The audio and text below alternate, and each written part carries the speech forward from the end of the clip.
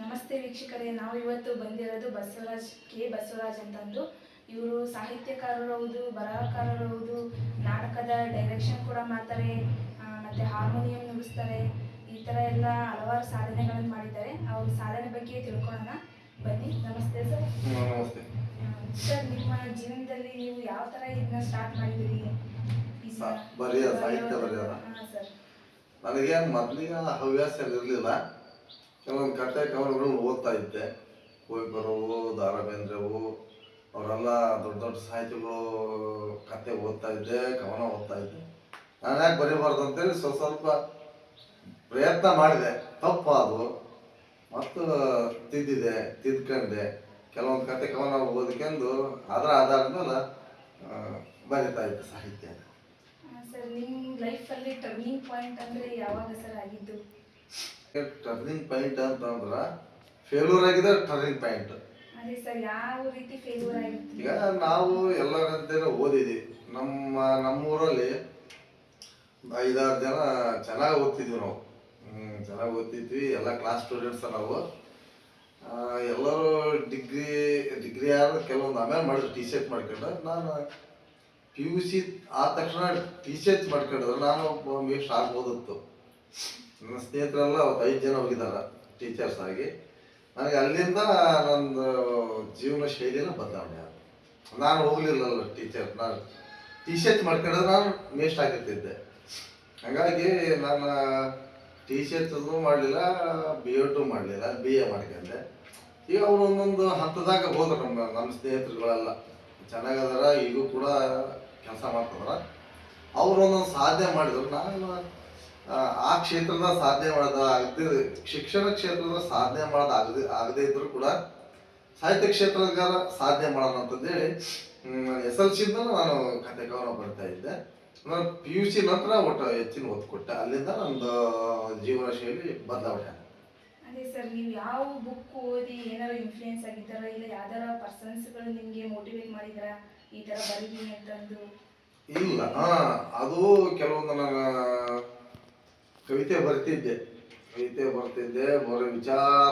ಬರೀ ವಿಚಾರದಲ್ಲೇ ಇರ್ತಿತ್ತು ಅಂತೇಳಿ. ಕವಿತೆ ಬರ್ದಾಗ ಇಲ್ಲಿ ಶಿವಪುತ್ರಪ್ಪ ಕುಡುಪ್ಲಿ ಅಂತ ಅದಾರ, ನನ್ನ ಸಾಹಿತ್ಯ ಗುರುಗಳು ಅಂದ್ರೆ ಅವರೇ ನನಗೆ ಮೂಲ. ನಾನು ಏನೇ ಬರೆದ್ರು ಅವ್ರಿಗೂ ತೋರಿಸ್ತಿದ್ದೆ. ತಪ್ಪು ಸರಿ ತಿದ್ದಿದ್ರು ಅವರು. ಹಿಂಗೆ ಬರೆಯಪ್ಪ ಅಂತ ಹೇಳ್ತಿದ್ರು. ಆ ಪ್ರಕಾರ ನಾನು ಅವ್ರ ಮಾರ್ಗದರ್ಶನದಲ್ಲಿ ಕೆಲವೊಂದು ಬರಿತಾ ಹೋದೆ. ನಮ್ಮ ಹೆಚ್ಚು ಕಡಿಮೆ ಸಾಹಿತ್ಯ ಗುರುಗಳು ಅಂದ್ರೆ ನನಗೆ ಅವರೇ. ನನ್ನ ಎಲ್ಲ ನಾನು ಬರೆದದ್ದು ಅವ್ರ ಕಡೆ ತೋರಿಸ್ತಿದ್ದೆ, ತಿರ್ತಾ ಇದ್ರು. ಬರೀತೀನಿ ಅಂತ ಅಂದ್ರಲ್ಲ, ನಿಮ್ಮ ಮನೆಗಳಲ್ಲಿ ನಿಮಗೆ ಬುಕ್ಸ್ಗಳು ಬರೆಯೋದಕ್ಕೆ ಪ್ರೋತ್ಸಾಹಗಳನ್ನು ಯಾರು ನಿಮ್ಮ ತಂದೆ ತಾಯಿಗಳು ಮಾಡ್ತಿದ್ರಾ ಬರೀತೀನಿ ಅಂತಂದು? ನಾನು ಏನೇ ಬರಿತಾ ಇದ್ರು ಕೂಡ ಯಾವ ಕೆಲಸಕ್ಕೂ ನಮ್ಮ ತಂದೆ ತಾಯಿಗಳು ಕರಿತಿದ್ರಲ್ಲ. ನಾನು ಓದ್ಕೊಂತಾನ ಬರಿತಾನಂದ್ರ ಏನಾದ್ರೂ ಬರಿತಾನ ಬರ್ಕೊಳ್ಳಿ, ಓದ್ತದನ ಓದ್ಕೊಳ್ಳಿ. ನಾನು ಬರೆಯೋದಕ್ಕೆ ನಮ್ಮ ತಂದೆ ತಾಯಿ ನಮ್ಮ ಅಣ್ಣ ಅಷ್ಟು ಪ್ರೋತ್ಸಾಹ ಕೊಟ್ಟರು. ನಾನು ಏನೇ ಬರೆದ್ರು ನಮ್ಮಪ್ಪ ಓದ್ತಿತ್ತು. ಅದನ್ನ ನಮ್ಮಪ್ಪ ಓದ್ತಿತ್ತು, ನಮ್ಮ ಅಣ್ಣರು ಓದ್ತಿದ್ರು. ನಮ್ಮಪ್ಪರು 3-4ನೇ ಕ್ಲಾಸ್ ಆಗಿನ ಕಾಲದಲ್ಲಿ ಕನ್ನಡ ಸ್ಪಷ್ಟವಾಗಿ ಓದ್ತಾ ಇದ್ರು. ನನಗೆ ನಮ್ಮ ಮನೆಯವ್ರ ಕಡೆಯಿಂದ ಯಾವ ರೀತಿಯಿಂದನೂ ನಿರ್ಬಂಧ ಇರಲಿಲ್ಲ ಬರೆಯೋಕ್ಕೆ ಎಲ್ಲ ತುಂಬ ಪ್ರೋತ್ಸಾಹ. ನಾನು ಫಸ್ಟಿಗೆ ಕಲಶೇಶ್ವರ ಭಜನಾ ಪದಗಳು ಅಂತಂದೇಳಿ ಭಾಗ 1, ಭಾಗ 2 ಮಾಡಿದೆ. ಆಮೇಲೆ ಕಲಶೇಶ್ವರ ಪವಾಡಗಳು ಭಾಗ 1, ಭಾಗ 2 ಅವು 4 ಪುಸ್ತಕ. ಒಂದು ಕಾದಂಬರಿ ಪ್ರಕಟಣೆ. ಅದ್ರ ಹೆಸರು ವಸುಮತಿ ಅಂತ. ನುಡಿಸ್ತೇವೆ ಅಂದ್ರೆ ಸರ್, ನೀವು ಪಿಯಾನೋ ನುಡಿಸೋದಕ್ಕೆ ಏನಾದ್ರು ಕ್ಲಾಸಿಗೆ ಏನಾದ್ರು ಹೋಗಿದ್ರಾ? ಯಾವುದೇ ಕ್ಲಾಸ್ ಇಲ್ಲಮ್ಮ. ನಾವು ಪ್ರತಿ ದಿನನೂ ಬಜ್ರಿಗೆ ಹೋಗ್ತೀವಿ. ಅಜ್ಜನ ದೇವಸ್ಥಾನದಲ್ಲಿ ಬಜ್ರಿಗೆ ಹೋಗ್ಬೇಕಾದ್ರೆ ಅಲ್ಲಿ ಭಾಷಾ ನೋಡ್ಕೊಂತ ಕಲ್ತಿರೋ.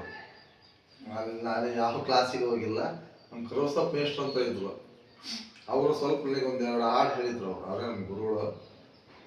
ಅದರ ಆಧಾರ ಮೇಲೆ ಏನೋ ದೇವ್ರ ದಯೆ ಹಿರಿಯರ ಆಶೀರ್ವಾದದಿಂದ ಹಾರ್ಮೋನಿಯಂ ಬಾರಿಸ್ತಾರೆ. ಈಗಿನ ಜನರೇಷನ್ ಯೂತ್ಸ್ಗಳಿಗೆ ಏನಂತ ಮೆಸೇಜ್ ಕೊಡ್ಬೋದು ಸರ್? ಈಗಿನ ಜನರೇಷನ್ ಯೂತ್ಸ್ಗಳು ಬರೀ ಮೊಬೈಲಲ್ಲೇ ಮುಳುಗಿರ್ತಾರೆ. ಅವರಿಗೆ ನೀವು ಯಾವ ಥರ ಮೋಟಿವೇಟ್ ಮಾಡ್ಬೋದು? ಮೋಟಿವೇಟ್ ಮಾಡೋದಂದ್ರೆ ಮನೆಯಲ್ಲಿ ಈಗೆಲ್ಲ ದೊಡ್ಡ ಒಂದು ಹಂತದ ಬಂದು ಮಕ್ಕಳಿಗೆ ಏನು ಮಾಡೋಕ್ಕಾಗಲ್ಲ. ಚಿಕ್ಕ ಮಕ್ಕಳಿಂದಲೇ ಅವರಿದ್ದಾಗ ಅವರಿಗೆ ಮೊಬೈಲಿಂದ ದೂರ ಇಡ್ಬೇಕು. ಅದನ್ನ ತೋರಿಸ್ಲೇಬಾರ್ದು, ಆಮೇಲೆ ಆ ಮೊಬೈಲ್ ಹುಚ್ಚಿಡಿಸ್ಲೇಬಾರ್ದು. ನೀನು ಅವನೇನು ಅಳ್ತಾನ ಅಂದ್ರೆ ಮೊಬೈಲ್ ಕೊಡ್ತಾರೆ.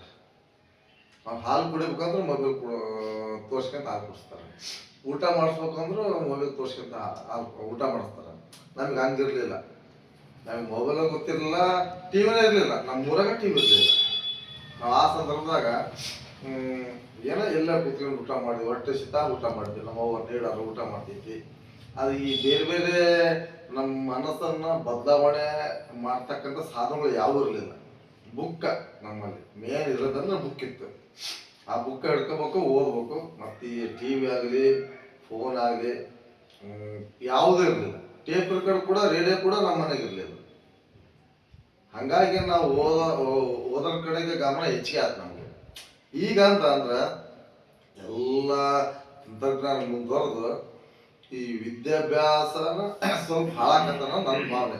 ಅದೇ ಫೋನು ಬುಕ್ಕ ಓದಾರ ಸಂಖ್ಯೆನೇ ಇಲ್ಲ, ಬರೆಯೋರಿದಾರ, ಓದೋರ ಸಂಖ್ಯೆನೇ ಇಲ್ಲ. ಬರೀ ಫೋನು, ಅದ್ರ ಗೇಮ್ ಆಡೋದು, ಆ ಗೇಮಿಂದ ಏನೇನೋ ಅನಾಹುತಗಳಾಗ್ತವು. ಅದನ್ನು ನಾನು ಹೇಳೋದೇನಂದ್ರೆ ಅವ್ರನ್ನ ಬದಲಾವಣೆ ಮಾಡ್ಬೋದು. ಅಂದ್ರೆ ಚಿಕ್ಕ ಮಕ್ಕಳ ಇದ್ದಾಗಿಂದ ಬದಲಾವಣೆ ಮಾಡೋಕ್ಕೆ ಸಾಧ್ಯ ಇದೆ. ದೊಡ್ಡರಾದ್ಮೇಲೆ ಬದಲಾವಣೆ ಸಾಧ್ಯ ಅಲ್ಲ. ಅವರಾಗಿ ತಿಳ್ಕೊಂಡು ಫೋನನ್ನ ದೂರ ಮಾಡಿ ಒಳ್ಳೊಳ್ಳೆ ಕೆಲಸ, ಒಳ್ಳೊಳ್ಳೆ ಸ್ನೇಹಿತರ ಸಹವಾಸ, ಊರಲ್ಲಿ ಸಮಾಜ ಸೇವೆ ಮಾಡೋದು, ಒಳ್ಳೆ ಕೆಲಸ ಮಾಡೋದಾದ್ರೆ ಅವರು ಮುಂದೆ ಬೆಳಿಬೋದು ಹೆಚ್ಚಿಗೆ. ನೀವು ಬುಕ್ಸ್ ಓದಕ್ಕೆ ಎಷ್ಟು ಟೈಮ್ ಕೊಡ್ತೀರಾ ಸರ್? ಮನೆ ಕೆಲಸ ಮಾಡೋದಕ್ಕೆ ಬುಕ್ಕಿಗೆ ಯಾವ ಥರ ಬ್ಯಾಲೆನ್ಸ್ ಮಾಡ್ತೀರಾ ಟೈಮಿಂಗ್ಸ್ ನೀವು?